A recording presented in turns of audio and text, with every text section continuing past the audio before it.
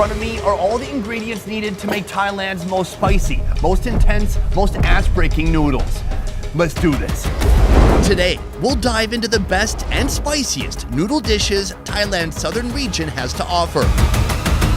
How many chilies are inside of this right now? I think it's around 30 chili for the whole bowl, probably more. Each unique bowl we'll try will get spicier and spicier until we face a noodle inferno so brutal, even most locals can't take the heat. What's the worst that could happen to me? But first, we ease in with something a bit more on the mild side. Good morning and welcome to Thailand's southern region. So far, our cross-country noodle tour has taken us to the north, the northeast, the central region, and now here in the south of Thailand. Right now, we are on a giant island known as Phuket. The biggest island in Thailand lies off the mainland's west coast in the Andaman Sea. This is the part of Thailand that most people know as Thailand. Blue-ass water, white sandy beaches, tropical paradise. This place is beautiful. But beyond the beauty, here you'll also find the food is completely different from anywhere else in Thailand. The first thing you may notice, seafood. And that seafood makes its way into many of the dishes here, including many of the noodles we'll be having today. The other thing you may notice is food here, it's spicy. It gets really spicy. I thought some of the dishes we already had in the north were pretty spicy, but here they max out the spice limit. So today I'm on a mission not only to experience southern Thai noodles, but to experience Thai spice levels, building all the way up to a level 10 by the end of this video. Starting out, we've got this, a much more safe option. This is a dish known as mee sapam. This restaurant is where mee sapam was born over 70 years ago, and today it's one of Phuket's most famous noodle dishes. The cooking starts with palm oil and garlic in a hot wok, then fresh local seafood, shrimp, squid, and fish balls, all tossed into the sizzling base. I believe this is one of our first seafood dishes of this series, and I am happy for a change. We've had a lot of pork. I love pork, but now it's time to eat the pork of the sea. I mean, just really anything from the sea would be nice at this point. A splash of chicken broth, a touch of MSG, and both light and dark soy sauce deepen the flavor, followed by crisp Chinese kale. Then comes the star, thick, chewy egg noodles. It is interesting that so far in Chiang Mai in the north, we also had an egg noodle. And then here in Phuket, all the way in the south, very far from the north, we're also having an egg noodle. Both of these egg noodles found their way to Thailand from China, but both in very different ways. We're gonna be talking about that a little bit later in the video. Right now, the wok closes the show with an egg. Nothing fancy, but still perfect. So here we have an egg that is almost completely raw. Do folks here worry about salmonella? No. That's for lamos. We are gonna take that yolk and we are gonna spread it around the entire dish. I really wanna lather up those noodles with that delicious silky egg yolk. Oh yeah. Toss them back. Cheers. That's a wonderful combination of flavors. That egg noodle, it's got some bite to it. Beyond that, there is a delicious kind of a sauce, not really even a broth, but all that broth and all the noodles have been coated with that egg yolk, making it extra creamy. Super delicious. Beyond the noodle, this is full of delicious seafood, and I love to see it. We have a beautiful looking shrimp, combine it with some noodles. The sweetness of the shrimp, it's a perfect complement to this very savory sauce. It's bouncy, it's squishy, and it matches perfectly with these noodles. 10 out of 10. But this doesn't have those Thai signatures that I've gotten used to from this trip. I can feel that there's much more of a Chinese influence here. If I'm honest, this is not spicy at all. But from here, we are gonna be ratcheting things up. On my noodle journey across Thailand, Chinese influences keep popping up. Yunnan flavors in Chiang Mai. It is a two-dimensional square that once boiled kind of becomes a noodle roll. Guangdong traces in Bangkok. I don't know why more people aren't using these fat noodles. But the biggest surprise awaits here in Phuket. Despite being 2,000 miles away from China, you'll find here one of Southeast Asia's most beloved Chinese noodle dishes. Swatika. Swadika. Meet Chef Meo, one among a large community here with Hokkien ancestry, a community that makes up about 70% of Phuket's population. Early on in this video, I was in the north, and it still was not an area of Thailand that borders China, but it was closer to China. Right now, in the south of Thailand, we are very far from China. So how did so many Hokkien people come to be here in Phuket? ส่วนใหญ่เขาจะเดินทางมา The Hokkien people travel here by boat because back in the day, around here we have like tin mining industry going on. Joining me on this noodle journey, a Bangkok MC with roots right here in the south. How long ago did this migration occur? Centuries ago, like 19th century, I think. The Hokkien people came to Phuket from Fujian, a coastal province in southeastern China, and they brought with them a wealth of seafood recipes. Their most iconic noodle dish is the stir-fried Hokkien mee. The wok kicks off with pork lard, garlic, and onion.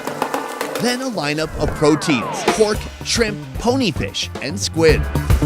Tossed together with crisp Chinese kale. Then the key player arrives, sen mee. This is the thinnest rice noodle you'll find in Thailand. มันไม่สามารถตั้งอุณหภูมิความร้อนที่เป๊ะได้ This one is basically softer, and when she fried it, she has to use her senses because she used charcoal grilled back here, so she has to like feel it when she cooked. Now for some flavor. Dark soy sauce and broth cling to the noodles. Then oysters come in. And finally, an egg seals the dish.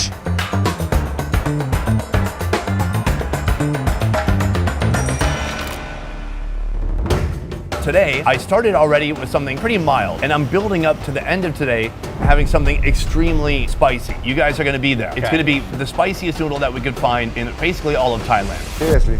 Okay.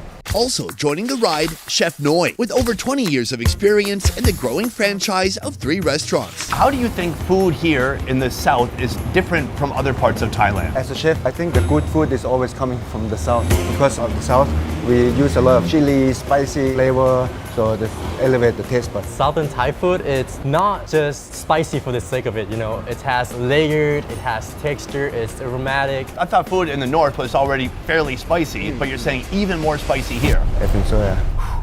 Good. I'm looking at this dish. It doesn't look so spicy, but they always have this spice option on the side here in Thailand. Could you walk me through what's available here? You need the acid for sure. This is a vinegar with pickled chili. Is it spicy too? No, I wouldn't say it's spicy. Don't trust anyone from the south. Also this one. Yeah, chili flake, that's a little bit spicy. Sure, let's bump it up. This is actually a perfect breakfast dish for me. Once you have everything in your bowl, like pickle, chili, the pepper, the chili, and again the chili and the chili. The chili. Okay, cheers.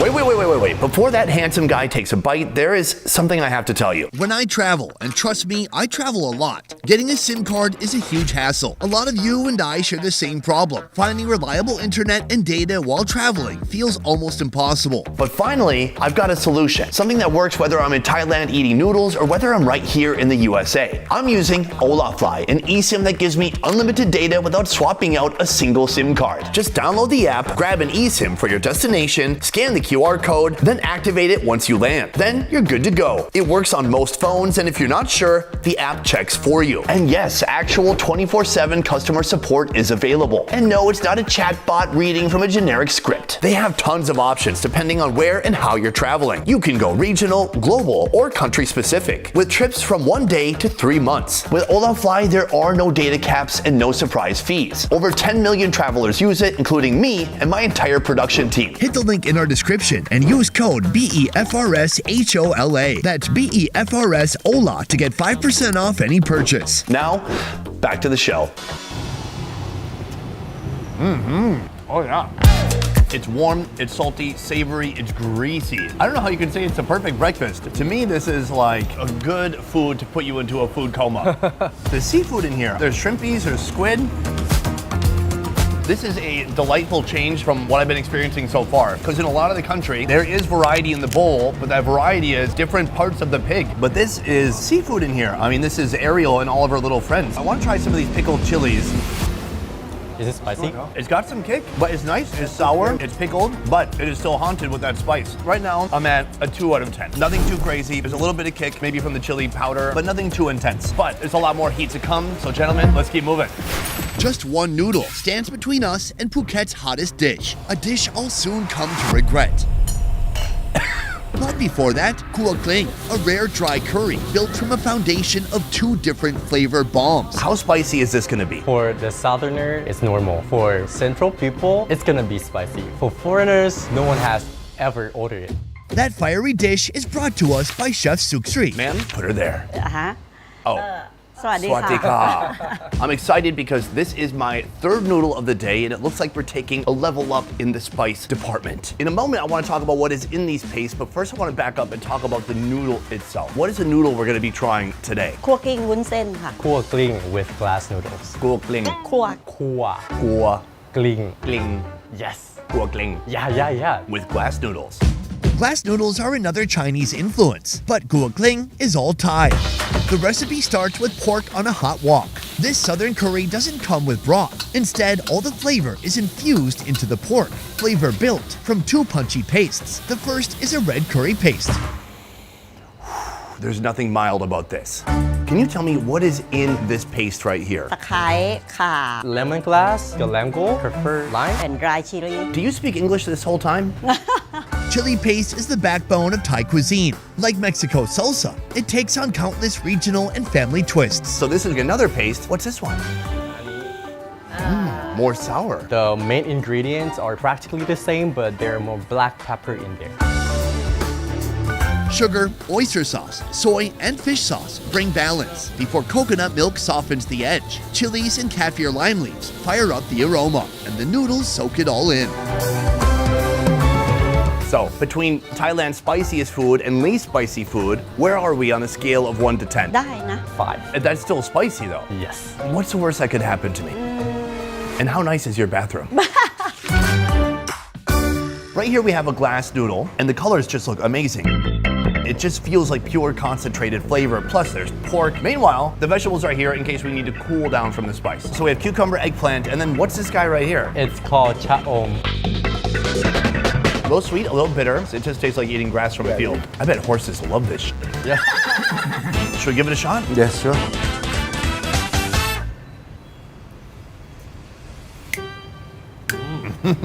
Oh, wow. I need a cucumber. Yeah, cool it down.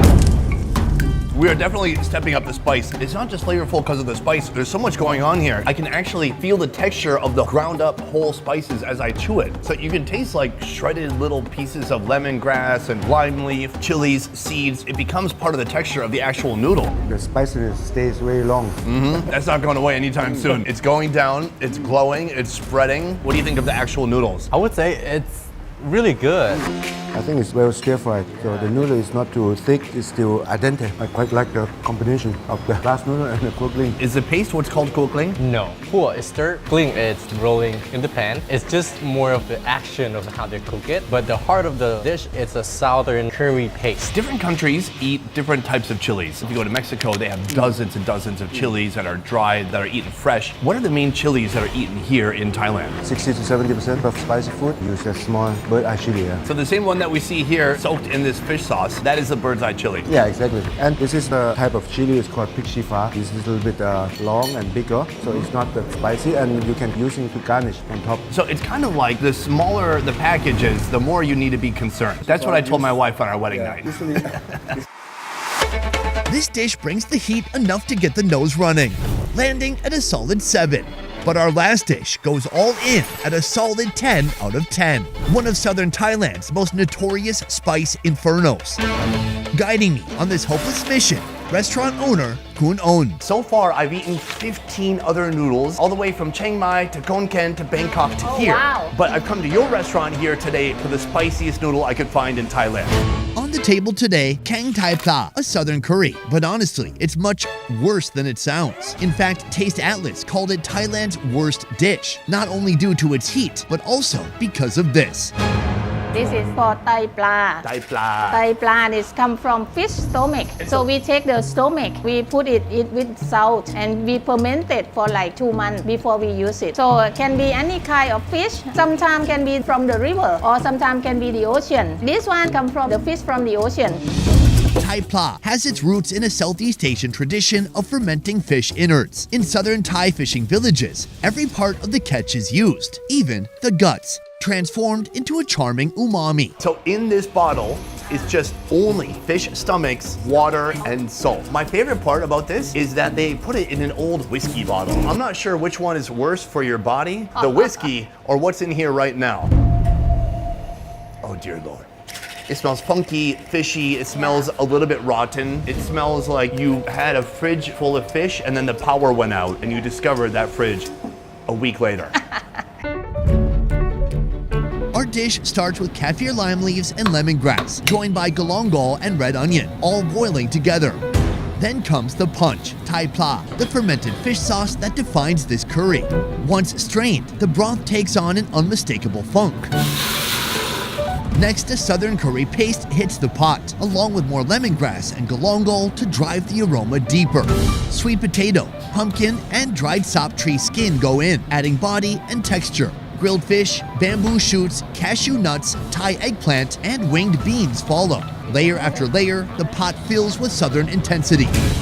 Add a final touch of sugar and some more kaffir lime leaves. Now, you might be asking, considering we haven't added a single chili, what is it that makes this so spicy? Well, my friend, the heat is buried inside the curry paste, a paste packed with a mountain of bird's eye chilies. How many chilies are inside of this right now? I think it's around 30 chili for the whole bowl, probably more. Can I smell it? Yeah, you can smell it and you can taste it too. Hey, one step at a time. Okay. So you still feel this one in there? A little bit, but much less, much more bearable. And now it smells like lime leaf and herbs and some citrus. It smells like a nice blended flavor. It's smelling a lot more Thai. Here's my next question. Can the white people handle that many chilies, or do they have to have the police on speed dial? Just a few foreigners who can handle that. Do you think I'm part of that few? You maybe that 5% who can handle the spicy. I feel like you're lying. Yeah. She was like, yeah, you're good.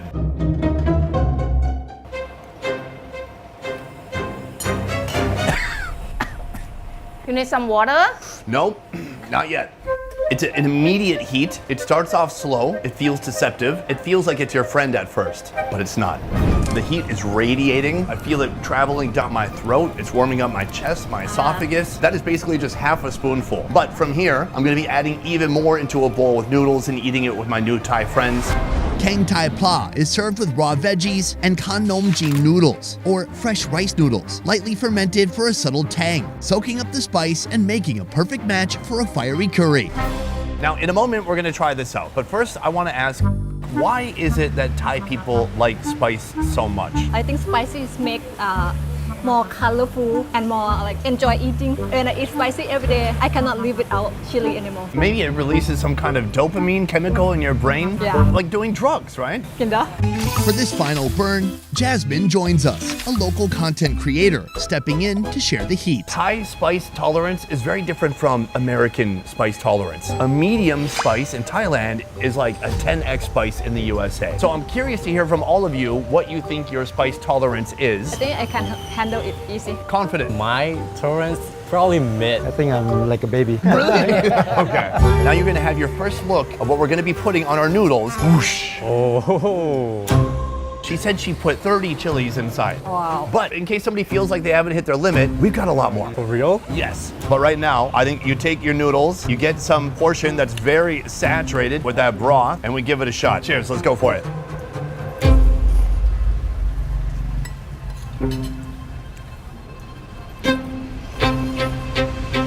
Oh wow, I'm chewing on chili seeds. I feel like I can taste the seeds from inside the chili. It's like really flavorful, but also at the same time, it's really spicy. It's coming later. Yeah, it's a Coming one later. It makes you think it's your friend at first. You think this is fine, this is friendly, no big deal. And then it gets worse. It is spicy, but it's well cooked. It's balancing and has a lot of flavor in there. That's what's fun about this. I mean, this isn't just some kind of like a food challenge. This is an incredible blend of ingredients. On one hand, we have the fermented fish stomachs. It's stinky, it's pungent, it's intense. You look at it and you think, oh, why? Why are we eating this? Then she's got 30 chilies in there too. It's spicy, it's hot, but she has found the perfect blend of these powerful ingredients. I was worried about the smell at first, but it's not as pungent as I thought. I like that every bite, I can feel all ingredients. And I like mackerel fish. It's like smoky, I make its aroma for this one. The fish is absolutely saturated with that sauce. The fish is very spicy. It's smoked, so the texture is very dense. It works perfectly inside of here. Does anybody think this should be more spicy? Well, Should we eat a chili? I can do it a challenge here. Yeah, I do. I like to do it. Nope, I'm not. You're good? All right, let's enjoy some noodles with a little bit more spice. All right.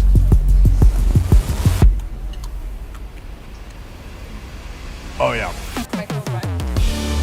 I don't think I'll survive. Shaking. How you feeling? I like it. I gotta say, that's nice. Now, I understand what you mean about the feeling of being kind of addicted. It's like you don't want to eat a spicy food and then take a break. It's like you want to keep building, building, building, building, and then stop. Correct. There's no way you want to stop and then come back again.